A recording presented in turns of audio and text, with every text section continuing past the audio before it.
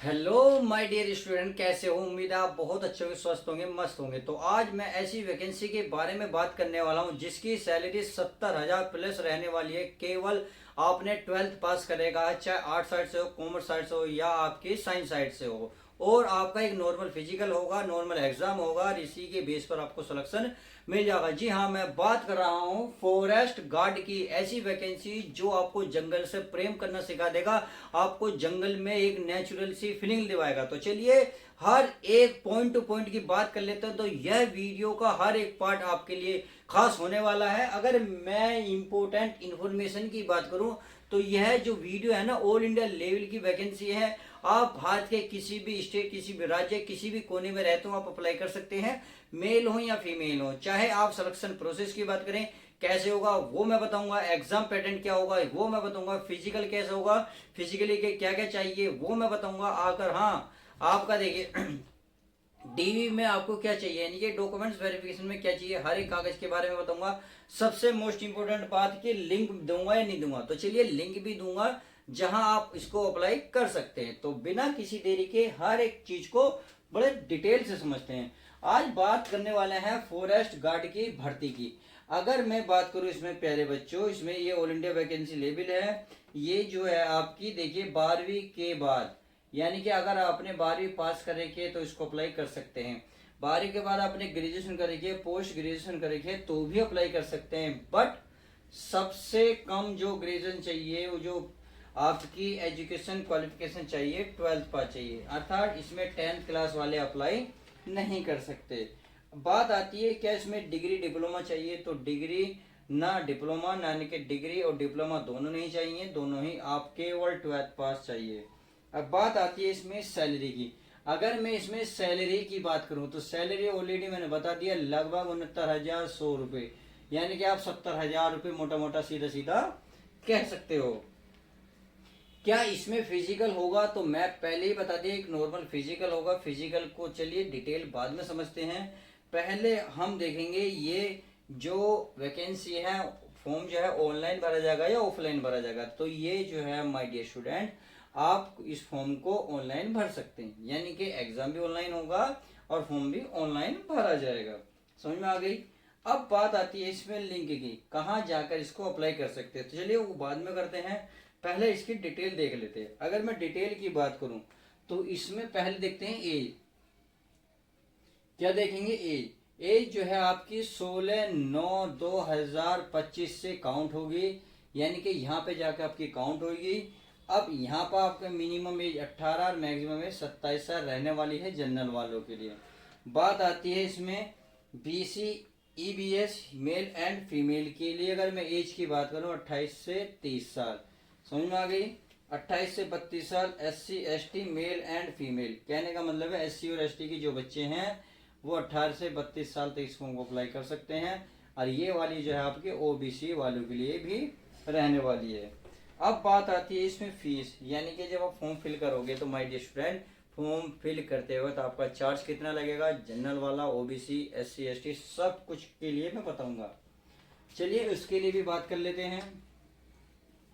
अगर मैं इसके फीस की बात करूं तो देखिए जनरल, OBC और EWS, यानी कि जनरल, OBC और आपका EWS का जो चार्ज है वो 100 रुपये लगने वाला है। बात आती है इसमें कि सर इसमें पोस्ट कितनी है। चलिए पोस्ट की भी बात करेंगे, यानी कि आप अप्लाई की भी बात करेंगे, लिंक की भी एंड पोस्ट की। चलिए मैं लिख देता हूं ताकि मैं भूलूं नहीं, पोस्ट की भी बात कर लेंगे। ये देखिए इसका अगर नोटिफिकेशन की मैं बात करूं प्यारे बच्चों, नोटिफिकेशन रात ही आ गया था इसका, और इसका अनाउंसमेंट हो चुका है कि कब से ये फॉर्म अप्लाई होंगे। तो चलिए वो बात बाद में समझते हैं, पहले समझते हैं जॉब लोकेशन। अगर मैं जॉब लोकेशन की माय डियर स्टूडेंट बात करूं तो जॉब लोकेशन अगर दिल्ली में रहने वाली है, भारत के आप किसी कोने में से अप्लाई कर सकते हैं। परंतु जो आपकी जॉब लोकेशन रहेगी, आपको जॉब करनी होगी, वो कहाँ करनी होगी?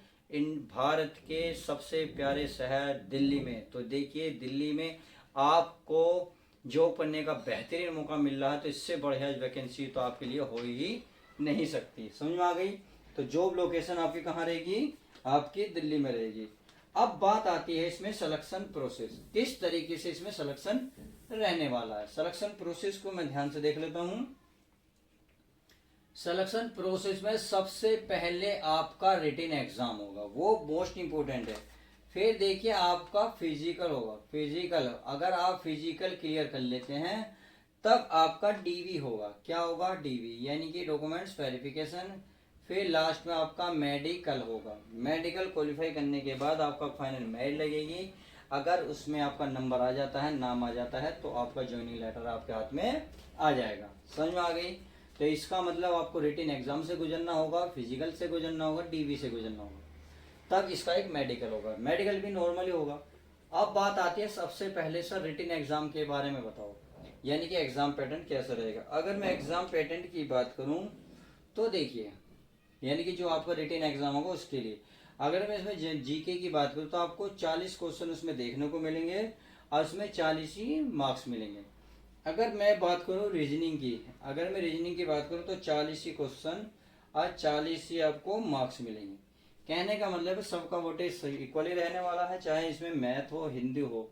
अगर मैं इसमें मैथ की बात करूं, मैथ तो देखिए मैथ के लिए भी आपके 40 ही क्वेश्चन 40 ही मार्क्स।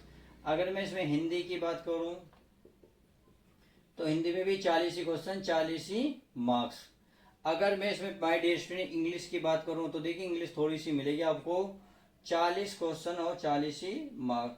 तो आप खुद देख लीजिएगा सबके लिए इक्वली है, चाहे आप जीएस पढ़ो, रीजनिंग पढ़ो, मैथ पढ़ो, हिंदी पढ़ो, इंग्लिश पढ़ो, सब इक्वली रहने वाला है। आप ऐसा नहीं कह सकते कि एक सब्जेक्ट मजबूत रखें दूसरा वीक रखें, क्योंकि इन्होंने एग्जाम पैटर्न इस तरीके से डिजाइन करा है कि सभी सब्जेक्टों को इक्वल मार्क्स दिए हैं, इक्वली क्वेश्चन आने हैं। उम्मीद है ये बात अच्छे से समझ में आ गई होगी।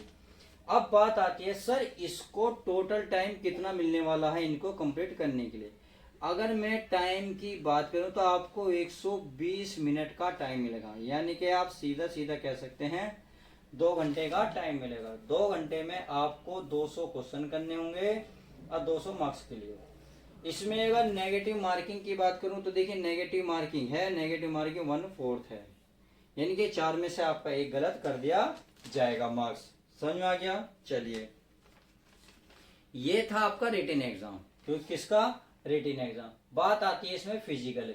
तो चलिए फिजिकल भी बहुत आसानी से समझ लेते हैं, क्योंकि वो भी जानना जरूरी है। बिना फिजिकल के आपका होगा क्या? कुछ नहीं हो सकता। भाई मान लो आपने रिटन एग्जाम निकाल दिया, फिजिकल नहीं पता तो क्या हुआ? बाहर हो जाओगे, तो आपकी सारी मेहनत बेकार हो जाएगी।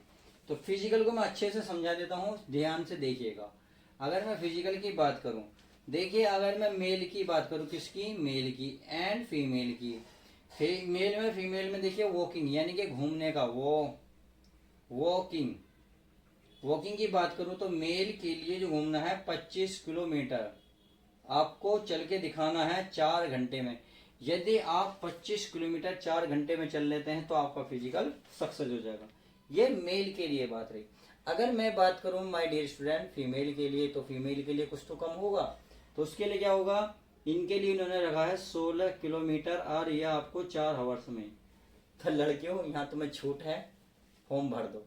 चलिए इतनी बात समझ में आ गई। अब बात आती है इसमें हाइट की। ये तो वॉकिंग था, अब हाइट की। अगर मैं हाइट की बात करूं तो लड़कों के लिए 163 सेंटीमीटर, कितनी? 163 सेंटीमीटर हाइट जिन लड़कों की है या इससे ज्यादा है तो इसे अप्लाई कर सकते हैं। अगर बात आती है लड़कियों की, तो लड़कियों की अगर हाइट 150 सेंटीमीटर या इससे ज्यादा है तो फॉर्म अप्लाई कर सकती हैं। बात आती है इसमें चेस्ट की, CACST चेस्ट। अगर मैं चेस्ट की बात करूं तो नॉर्मल लड़कों की 79 इंच चाहिए, फुलाने के बाद 84 सेंटीमीटर होनी चाहिए। यानी कि कह सकते हैं जैसे अगर मैं खड़ा हूं ऐसे आपकी 79 है, और इस तरीके से फुलाने के बाद अगर 84 हो जाती है तो आपका सिलेक्शन पक्का है। अब बात आती है इसमें फीमेल की। देखिए इसमें फीमेल की चेस्ट भी नापी जाती है। ये एक ऐसी वैकेंसी है जिसमें फीमेल की चेस्ट भी आती है, नहीं तो कोई भी ऐसी वैकेंसी नहीं होती जिसमें चेस्ट फीमेल की नापी जाती है। अब यहाँ भी वही बात आती है, लड़कियों के लिए 84 है और फुलाने के बाद 89 है। उम्मीद है अच्छे से समझ गए होंगे, यानी कि आपको फिजिकल भी समझ में आ गया, रिटर्न भी समझ में आ गया, एग्जाम कैसे होना है।